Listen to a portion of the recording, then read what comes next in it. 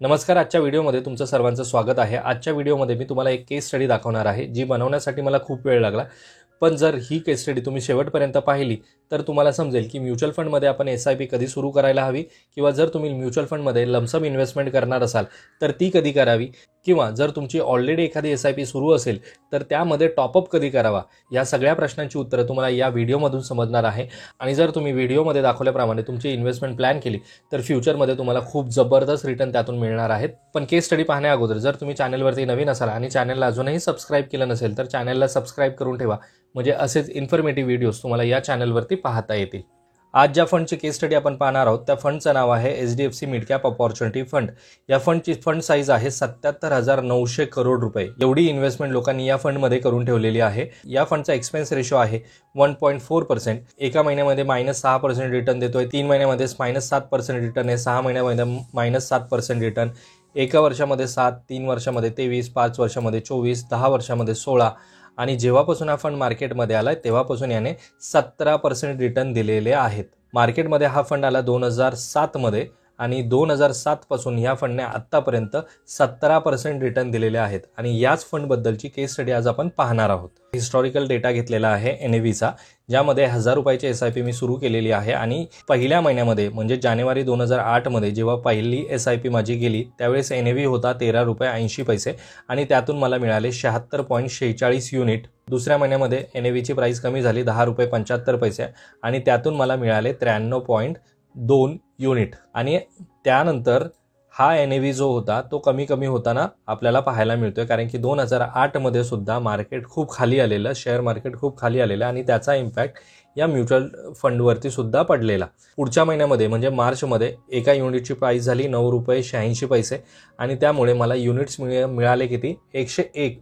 इथे मिळाले किती 9 रुपये 50 पैसे झाले, आणि मला मिळाले 104.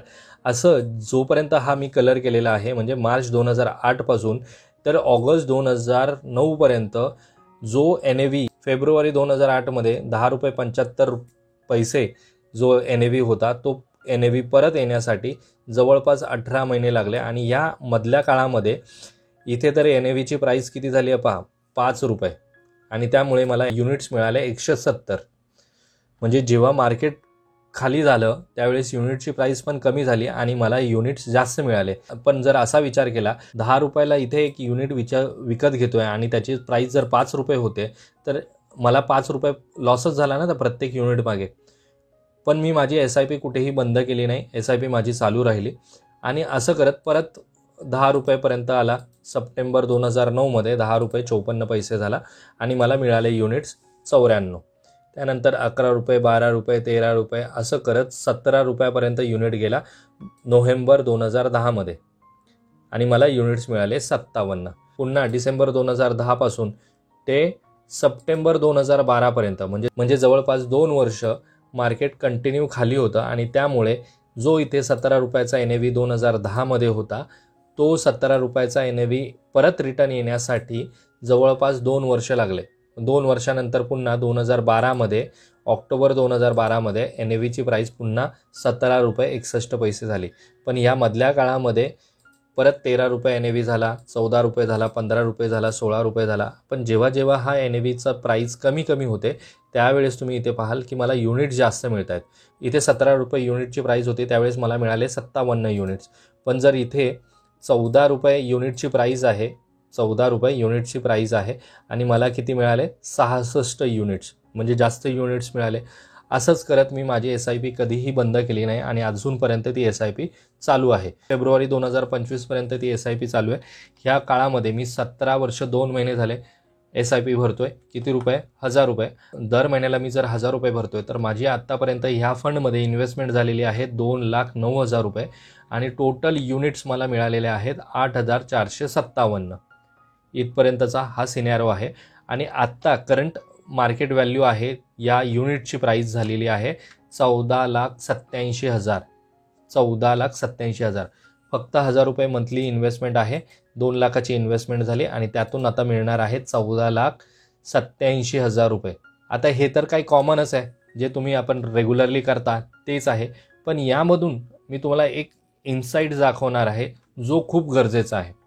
आपण जर मार्केट पडत असेल आणि त्यावेळेस जर आपण आपली SIP चालूच ठेवली तर त्याचे काय फायदे होतात ते मी तुम्हाला सांगतो. मार्च 2008 ते ऑगस्ट 2009 टोटल 18 महिने मार्केट डाऊन होतं आणि या 18 महिन्यामध्ये मी जे 1000 रुपये भरत होतो दर महिना, त्यातून जे काही युनिट्स परचेस झाले त्यांची टोटल काउंटिंग होतं 2373 युनिट्स.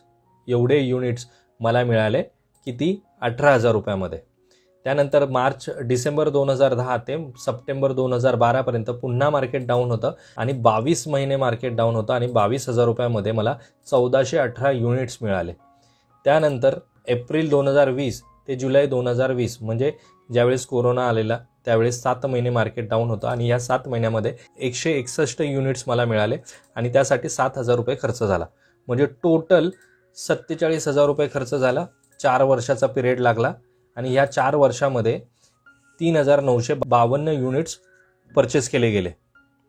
आता हेच 3,952 युनिट्स नंतरच्या काळात जेव्हा मार्केट परत स्टेबल व्हायला सुरुवात झालं, म्हणजे ऑगस्टपर्यंत मार्केट डाऊन होतं, ऑगस्ट 2009 पर्यंत मार्केट डाऊन होतं, पण सप्टेंबर ते जून 2012 म्हणजे 2,300 युनिट्स परत विकत घेण्यासाठी जेव्हा मार्केट अप साईडला होतं त्यावेळेस 34 महिने लागले आणि त्यासाठी खर्च किती आला?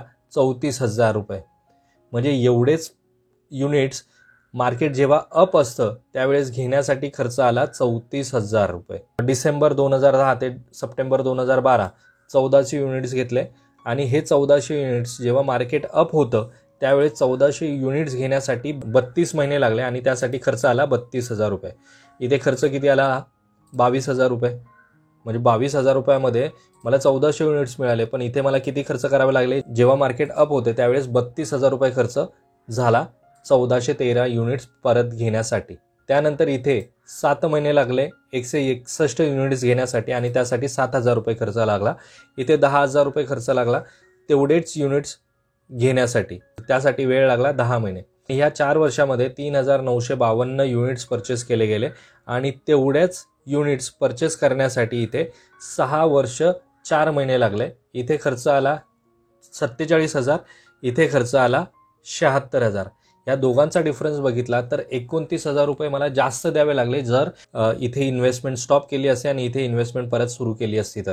कारण की मार्केट अप असताना युनिटची प्राइस जास्त असते आणि त्यामुळे मला एवढे पैसे जास्त द्यावे लागले. 17 वर्ष 2 महिन्यांमध्ये 8,457 युनिट्स परचेस केले गेले.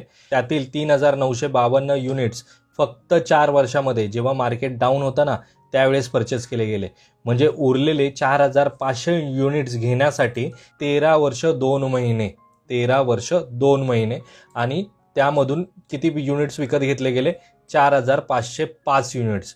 म्हणजे जेव्हा मार्केट खाली असतं किंवा मार्केट पडलेलं असतं त्यावेळेस जर आपण इन्व्हेस्टमेंट केली तर आपल्याला कमी इन्व्हेस्टमेंटमध्ये चांगली क्वांटिटी विकत घेता येते आणि फ्युचरमध्ये त्याची व्हॅल्यू चांगल्या प्रमाणे वाढते आणि आपल्याला त्यातूनच फायदाच होतो. म्हणजे जर मी इथे लमसम इन्व्हेस्टमेंट अजून 47,000 रुपयाची केली असती तर म्हणजे 7,900 युनिट्स विकत घेतले गेले असते फक्त 4 वर्षामध्ये. फक्त 4 वर्षात 7,900 युनिट्स माझ्याकडे झाले असते. एवढी चांगली अपॉर्च्युनिटी असते ज्यावेळेस मार्केट खाली असतं त्यावेळेस इन्व्हेस्टमेंट करण्याचं. जर तुमच्या एखाद्या फंडमध्ये इन्व्हेस्टमेंट सुरू असेल आणि त्या फंडमध्ये जर आता तुम्हाला इन्व्हेस्टमेंट करायची असेल तर ही योग्य वेळ आहे, कारण की मार्केट पूर्णपणे खाली आलेला आहे. आणि जर आता इन्व्हेस्टमेंट तुम्ही त्या फंडमध्ये केली किंवा टॉपअप केला किंवा लमसम इन्व्हेस्टमेंट केली तर तुम्हाला चांगली क्वांटिटी विकत घेता येते आणि जेव्हा मार्केट अप साईडला असेल त्यावेळेस जर तुम्ही ती सेल केली तर चांगल्या प्राईजला तिला विकता सुद्धा येईल. या व्हिडिओमध्ये मी कोणत्याही फंडमध्ये तुम्हाला बाईंग किंवा सेलिंगचं सजेशन करत नाही आहे, पण एक फॅक्ट दाखवतोय की तुम्ही कशा प्रकारची इन्व्हेस्टमेंट प्लॅनिंग करू शकता की जेव्हा मार्केट खाली असतं त्यावेळेस इन्व्हेस्टमेंट करायची आणि जेव्हा मार्केट अप असतं त्यावेळेस आपण आपली इन्व्हेस्टमेंट सेल करून चांगले पैसे मिळवायचे त्यातून. सिस्टमॅटिक इन्व्हेस्टमेंट यालाच म्हटलं जातं की मार्केट अप असो किंवा डाऊन असो तुम्ही तुमची इन्व्हेस्टमेंट कधीही थांबवायची नाही किंवा कधीही सोडायची नाही. या व्हिडिओतनं तुम्हाला समजलं असेल की म्युच्युअल फंडमध्ये इन्व्हेस्टमेंट कधी करावी, लमसम इन्व्हेस्टमेंट कधी करावी किंवा टॉपअप कधी करावा. जर तुम्हाला एखाद्या नवीन फंडमध्ये SIP सुरू करायची असेल तर ही एक योग्य वेळ आहे की तुम्ही कोणत्याही फंडमध्ये जर SIP सुरू केली तर तुम्हाला आता चांगली क्वांटिटी विकत घेता येईल आणि फ्युचरमध्ये त्यातून तुम्हाला चांगले रिटर्न्स मिळतील. आय होप तुम्हाला आजची ही केस स्टडी आवडली असेल. व्हिडिओ जर आवडला असेल तर व्हिडिओला लाईक करा. हा व्हिडिओ जर तुम्हाला आवडला असेल तर मित्रमैत्रिणींना नक्कीच शेअर करा. चॅनलवरती जर तुम्ही नवीन असाल तर चॅनलला सबस्क्राईब करा, म्हणजे असेच इन्फॉर्मेटिव्ह व्हिडिओज तुम्हाला या चॅनलवरती पाहता येतील. भेटूयात आपण अशाच एका इन्फॉर्मेटिव्ह व्हिडिओमध्ये. तोपर्यंत बाय बाय.